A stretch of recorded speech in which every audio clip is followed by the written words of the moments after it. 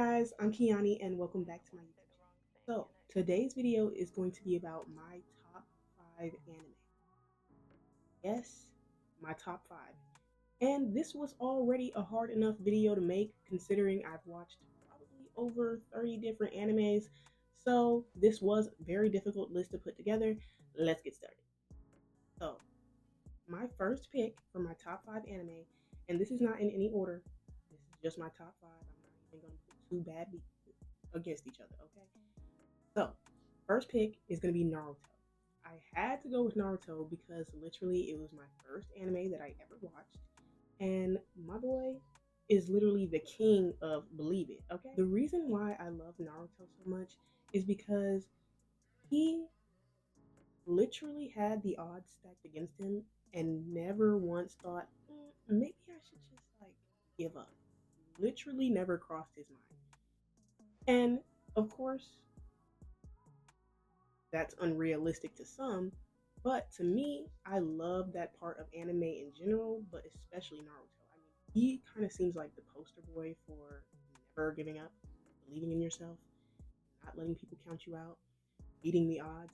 That's everything that I love about Naruto. And I also really love the character development of all the characters, maybe not so much Sasuke, but we'll leave that in the drafts, okay?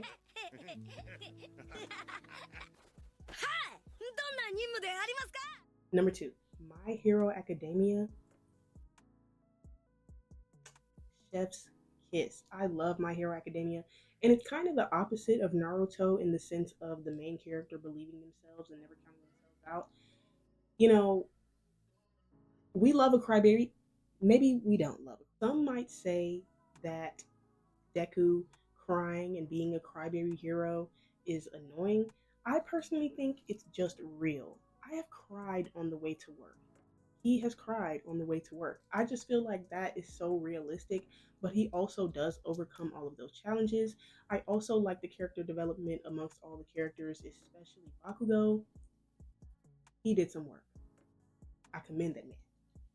Yes, okay. Overall, I really love the show for the fact that it's realistic in the idea of slow progress. I think some people might not like how slow the progress was with Deku's development, but I personally think it has a realistic touch to it because, I mean, who grows overnight? Who becomes the greatest hero overnight? Hey there, my name's Midoriya. I'm from the UA High School Hero course. It's nice to meet you. What a low blow!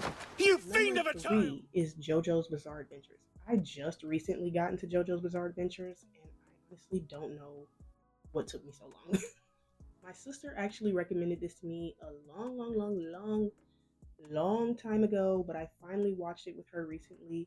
And when I say they actually take Bizarre seriously, I was not able to guess a single thing in that show.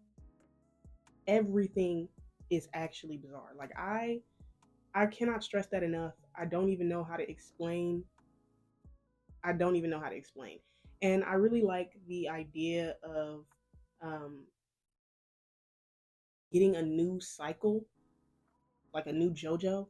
I don't know if anybody's watched Doctor Who, but it kind of reminds me of that because Doctor Who, of course, you get multiple different doctors over a period of time. So that's kind of the same concept JoJo goes with. And I really like the idea of getting different characters, which means we're getting different personalities, different flaws, different strengths. That's what I really love most about the show is that it really goes beyond what your own brain would even think of. Like I don't when I've seen certain things in JoJo's Bizarre Adventures, I honestly want to know who wrote the show because, well, are you okay? Number 4 is going to be Haikyuu.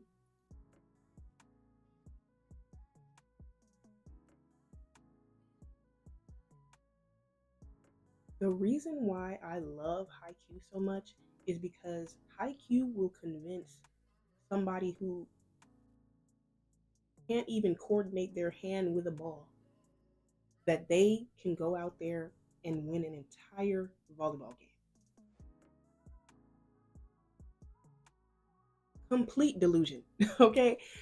Haikyuu will have you yelling at the screen as if you have bet money on the game. I love Haikyuu so much because not only does it carefully kind of, put the rules in of the game, like I feel like I can actually go watch a volleyball game and keep up with what's happening because I watched Haikyuu.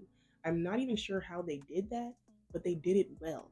I also love the main character, of course, and I also like the development between the characters as well because, you know, this is somebody again who's kind of like Naruto, and like they count him out solely because he's short. And I'm a short girl myself.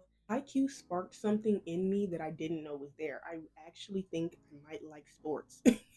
I have literally watched more sports animes now than I ever probably would have had I not watched Haikyuu. So if you like sports and you haven't watched Haikyuu, I honestly don't know what are you waiting? なんでそこまで。よくわかんないけど、でもまだ負けてないよ。 Last but certainly not least, especially not in my book, is One Piece. And I do not want to hear anybody saying it's too long. If it's too long to you, that means that you have not watched it. Just saying. Okay? I love One Piece so much. And, some people might say I'm a super fan or maybe even crazy. But I love One Piece. I love One Piece for the fact that honestly, I don't know that there's a whole lot of animes about pirates.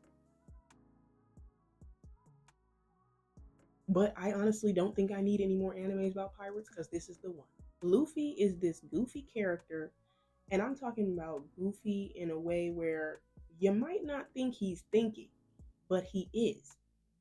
But he's feeling his way through. I really love One Piece because every character actually gets a whole lot of time to shine, I would say. I feel like every character is highlighted in the fact that Luffy can't cook, Nami can't cook, but Sanji can cook.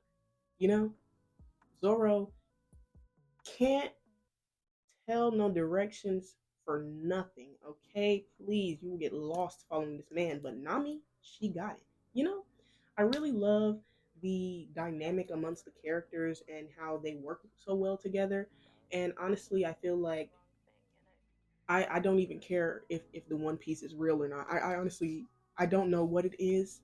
Honestly, if it is, just friendship at the end, I would be totally okay with that because the story is just well worth the watch. And I cannot stress that enough. I don't even know how to further explain why you should go watch the show. Honestly, you're missing out if you're thinking that time is is not in abundance because we have lived more than 1,000 days. So I think you could watch a couple thousand episodes. I'm just saying, do not shoot the messenger, but you can do whatever you want. 剣豪が刀を失うってことはなんだヘナチョコの出来上がりだね